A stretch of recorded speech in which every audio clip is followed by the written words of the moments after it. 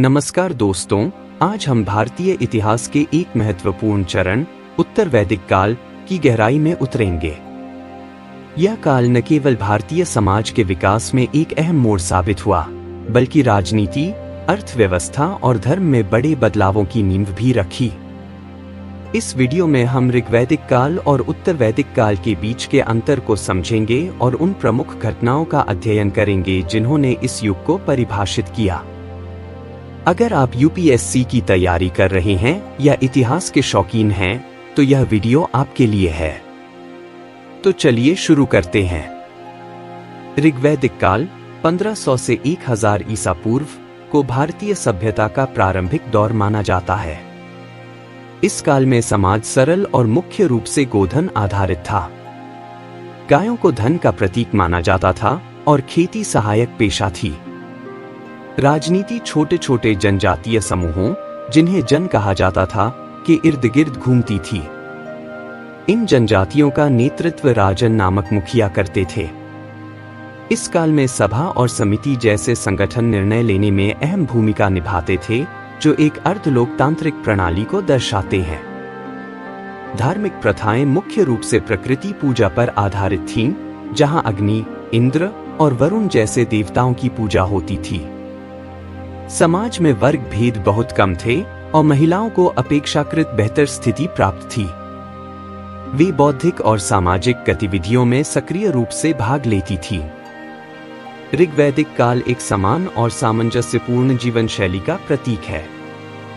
जैसे जैसे आर्य लोग उपजाऊ गंगा के मैदानों में आगे बढ़े, उनकी जीवन शैली में बदलाव आया।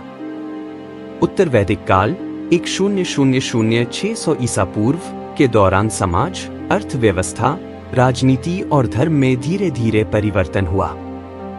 यह बदलाव मुख्य रूप से स्थायी खेती के अपनाने, लोहे के उपकरणों की खोज और सामाजिक संगठन की जटिलता के कारण हुआ। इस काल के प्रमुख ग्रंथ यजुर्वेद, सामवेद, अथर्ववेद और ब्राह्मण ग्रंथ इस परिवर्तन को स्पष्ट रूप से दर्शाते हैं।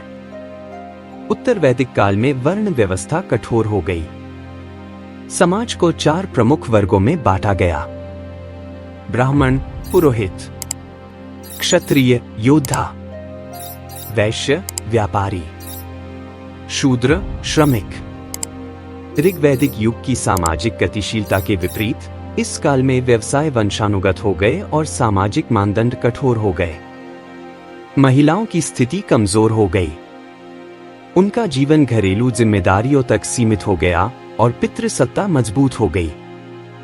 संयुक्त परिवार प्रचलित थे, जिनमें पिता को सर्वोच्च अधिकार प्राप्त था। इस वर्गीकरण ने भारतीय समाज के ढांचे को सदियों तक प्रभावित किया। उत्तर वैदिक काल में लोहे के उपकरणों की खोज ने कृषि में क्रांति ला दी। उपजाऊ गंगा के मैदान कृषि गतिविधियों का केंद्र बन गए और अतिरिक्त उत्पादन का स्रोत बने। अतिरिक्त उत्पादन ने स्थानीय और क्षेत्रीय व्यापार का विस्तार किया। विनिमय का मुख्य साधन वस्तु विनिमय था, लेकिन लेनदेन में निष्क, सोने के सिक्के का भी उपयोग होने लगा। बेहतर कृषि पद्धतियों और हल के उपयोग ने अर्थव्यवस्था को सुदृढ़ बनाया और बड़ी राजनीतिक संरचनाओं के लिए संसाधन उपलब्ध कराए। ऋग्वैदिक काल की जनजातीय प्रणाली जनपदों नामक क्षेत्रीय राज्यों में परिवर्तित हो गई। राजत्व वंशानुगत हो गया और राजन ने अपनी शक्ति को वैध बनाने के लिए अश्वमेध और राजसूय जैसे यज्ञों का सहारा लिया। सभा और समिति जैसे संगठन, जो ऋग्वैदिक काल में महत्वपूर्ण थे, अपनी लोकतांत्रिक प्रकृति खो बैठे और शाही नियंत्रण में आ गए। यह राजतंत्रों की शुरुआत को दर्शाता है, जिसने बाद में शक्तिशाली साम्राज्यों के उदय के लिए आधार तैयार किया। उत्तर वैदिक काल में धर्म अत्यधिक अनुष्ठानिक हो गया। ब्राह्मणों द्वारा किए जाने वाले विस्तृत यज्ञ, बलि को सामाजिक और ब्रह्मांडीय व्यवस्था बनाए रखने के लिए आवश्यक माना गया। इससे ब्राह्मणों को समाज में काफी प्रभाव और धन प्राप्त हुआ। विष्णु और रुद्र, जो बाद में शिव के रूप में पूजित हुए, जैसे देवताओं का महत्व बढ़ा, जो धार्मिक परिदृश्य में बदलाव को दर्शाता है।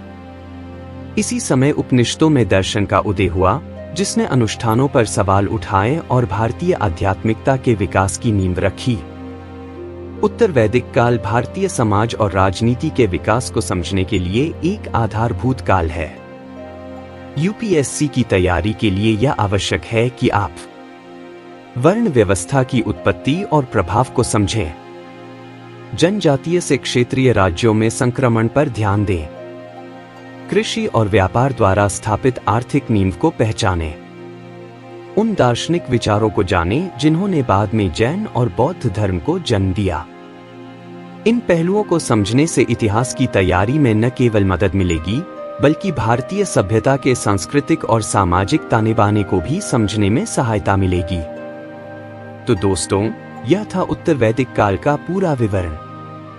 ऋग्वैदिक युग की सरलता से लेकर उत्तर वैदिक समाज की जटिलताओं तक, यह काल बदलाव और निरंतरता की एक रोमांचक यात्रा है।